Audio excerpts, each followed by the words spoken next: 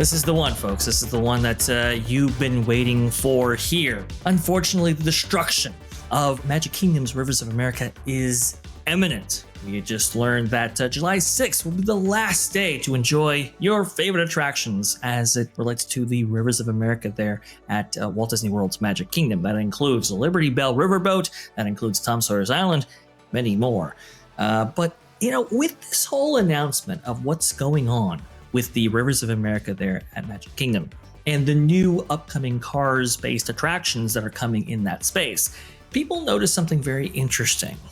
You can see right here, Disney World remains secretive about family fun attraction coming to Cars expansion in Magic Kingdom. This by Blog Mickey, June 3rd, 2025. You can see right here, as part of the updated information about a Cars-themed expansion of Frontierland, Walt Disney World is still remaining secretive about a second attraction planned for the area. Media was treated to an advanced preview of today's news, and Walt Disney World reportedly held back information about a family fun attraction planned for the area. In fact, the attraction doesn't even appear on the updated map/concept plans for the area.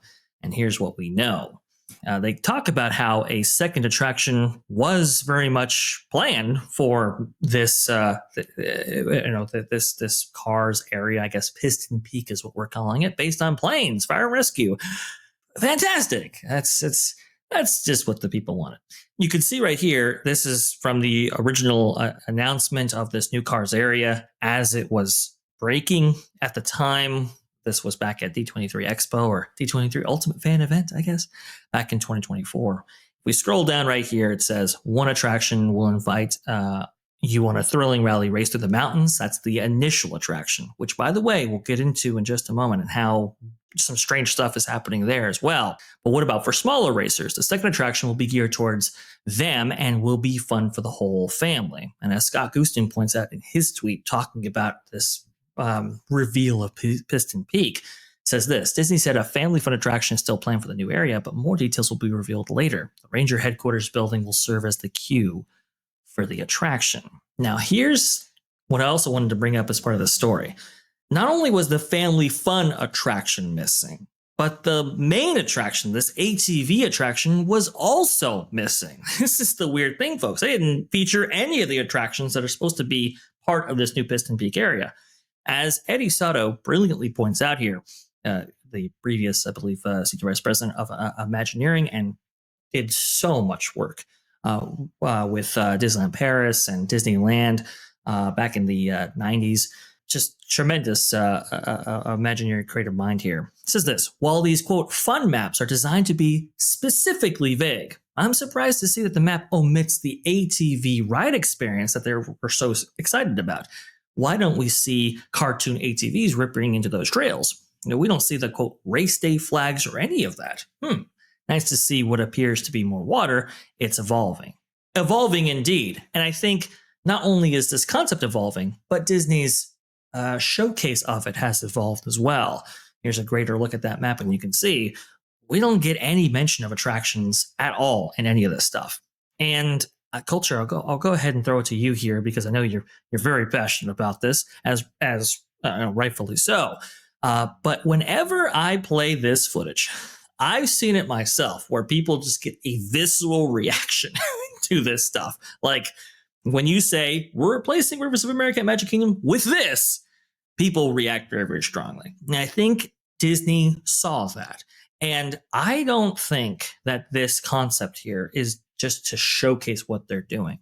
I think this is an attempt by Imagineering in the promotion of this to rehab this whole entire project in the minds of guests. And we see that in multiple ways. But Culture, your thoughts on Disney omitting any mention of any attractions at all relating to this Piston Peak area? I think about what you just said, rehabbing this concept in guests' minds. Well, nothing's going to rehab what they're about to do. I'm sorry. The people who have been park fans for its entire opening from 1971 onward are going to be disgusted by what they're about to do. This is something that I could go and pay $75 for and get a 6-hour excursion in Hawaii on a mud bug tour and would be thrilled to do. And to be fair, in this park, and because of the operational issues that this particular style of attraction has in various parks, for the first year, this might be a 6 hour, $130, excursion for you, because it's going to be so hard to get on it. It's going to be so hard for it to turn people over. That's one of the first problems that Radiator Springs had, was the throughput, because they got nowhere close to operational expectation on that. Not for almost over 2 years did they get to the point where this thing was running like a watch. And this is something I can go and borrow my neighbor's sports trailer and take the ATVs out to the desert or up north, or whatnot, and have just an uncontrolled good time. Whereas this is, just kind of a safe experience. This is no better than, in fact, it's probably often worse than the safari ride that you get in Animal Kingdom. This is not going to be the thrill a second thing that they are trying to portray it to be. And this is dumb. This is a stupid replacement of an area that you can't get back once you build this concrete edifice, in the way. This is going to be a sightline problem. It's going to be ugly brown in the middle of your theme park. Look, the only reason that Big Thunder works the way it does and how it does in the theme parks is because of the surrounding area, whether it be in Disneyland or Disney World's Magic Kingdom, right? That's the only way it works. Is you have something else there that, lends itself to our thought process of back around the 1800s turn of the century, which is what this, into the 1900s. Yeah. But it's go ahead. No, I just looking at this, obviously the concept art, this is the second form of the concept art. And I still don't believe this concept art, because the first one, the only thing the first one did was point out that they're getting rid of Rivers of America. And now it sounds like they are getting rid of a lot of the Rivers of America, but maybe not all of it, but a pretty good portion of it. Obviously, these are not to scale. They're trying to make Tiana's Bayou Adventure and Big Thunder Mountain look pretty cool in here.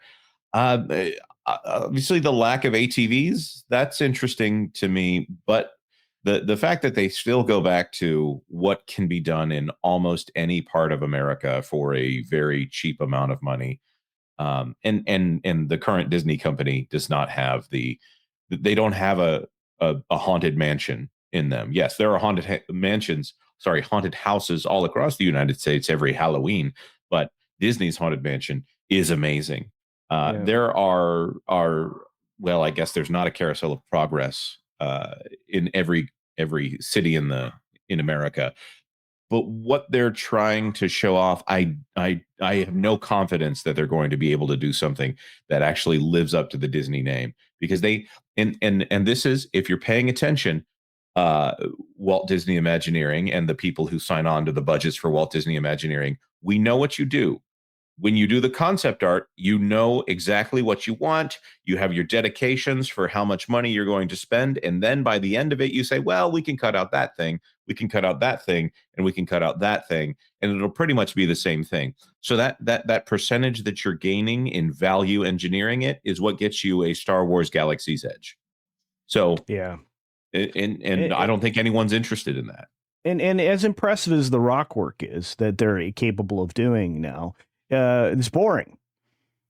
You look at something like that Walt built, right? A 360-degree mountain in the middle of Disneyland called the Matterhorn, and it represents a 6th scale model. Am I correct there, Vash? Is it a 6th scale model of the original Matterhorn?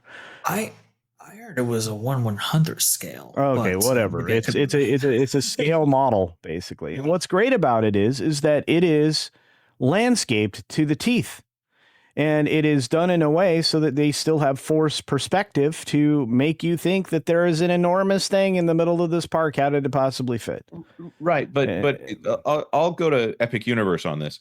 People are impressed with the Ministry of Magic Land, and even one of the saltiest people who hates everything that Disney does, even though he covers it all the time. And I won't say his name, but he said that obviously all the money at Epic Universe went into the Ministry of Magic Land. And also Super Nintendo World. But with this, and you say, oh, I'm really in the world of Harry Potter, or I'm really in the Fantastic Beasts films, if anyone cares about those at all. But it is an amazing land, and everyone wants to go to there, regardless of the detail. They want to go to there because of the detail. They want to go to there.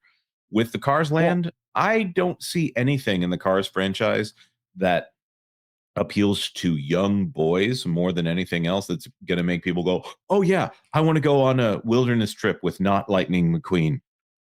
Well, and that's the case, right? I mean, Radiator Springs, you walk into the Radiator Springs, it's an amazing area. You walk into everything about it, Monument Valley, all that other stuff. You walk into that, you walk down a main street on 66, right? Which was the inspiration there to get into that area, and living there is spectacular. They cannot, nor will they spend the money to make something great anymore. Disney stopped making great things. And you know what? Maybe I'm one of the people that says nothing positive about Disney right now, because there isn't anything. There's not really much to be enthused about, because here's the thing. And I've seen Disney's attempts to, I think, rehab this project play out in real time, when you have people go, oh, look, they're just so much better than what we were getting before, because they included more water into the concept art, or, oh, they placed an emphasis on sightlines, which we will get into much more detail on what they are saying they're going to do regarding this project actually tomorrow, with special extra magic hours at the same time, same place. It's tomorrow at 11 a.m. going over all of this stuff.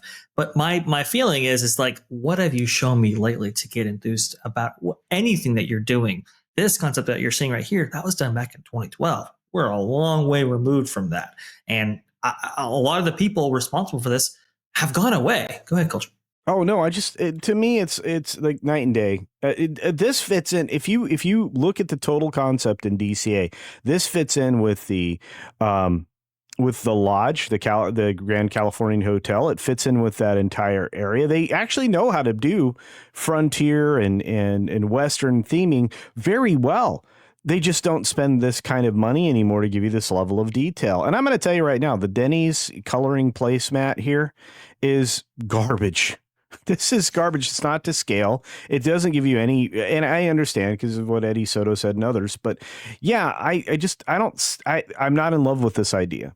Unlike the way that the Imagineers could present, specifically because of who they had at the time, Lasseter specifically, that was his baby.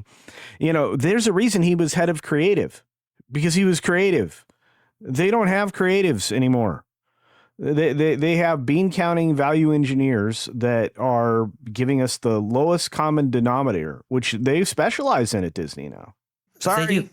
No, I think you're right. I mean, and this whole decision-making process, by the way, regarding the river, is decision by spreadsheet. It's what it is. And I think we have to acknowledge that, versus I think when the John Lasseter era of Imagineering, when it came to something like this, it was give them all you could give them. And in fact, somebody who said, hey, look, listen, we're going to have to cut like 10% of the budget off this thing because it's just so expensive. Lasseter's like, look, I want you to be at the end of this attraction that you're seeing on screen right here at the exit, and you tell everybody that this thing could have been 10% better if I only approved that amount of money. And he told them right to his face and in front of everybody. And it was that kind of moment in Imagineering, at least when it comes to fighting for quality, doesn't exist anymore. And that's the big difference, I think. Not just the current talent, which we also have opinions of, for sure, but it's just how the culture that's changed from the John Lasseter era, I think, has been most profound and might be most especially felt in this project. But we will see. Thanks for watching That Park Plays News. For more information, consider checking out www.thatparkplace.com.